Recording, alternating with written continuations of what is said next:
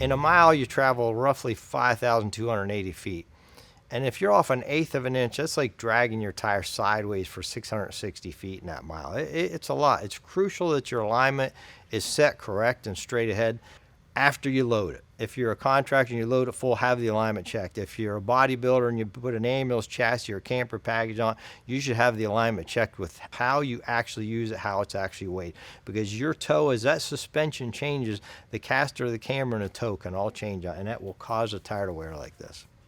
This is an extreme example here, because when this vehicle was built, it was an empty cargo van. It went and got built into a camper, it got loaded full gear, and it traveled around the country. And apparently the alignment got missed when it was done. You should always have your vehicle aligned. The tires were never rotated. So we got some severely cupped tires here. So it's crucial that you have your alignment checked after you're loaded. It's crucial you have the proper air pressure, and it's crucial you follow the guidelines in the owner's manual about rotation. You really need to rotate your tires.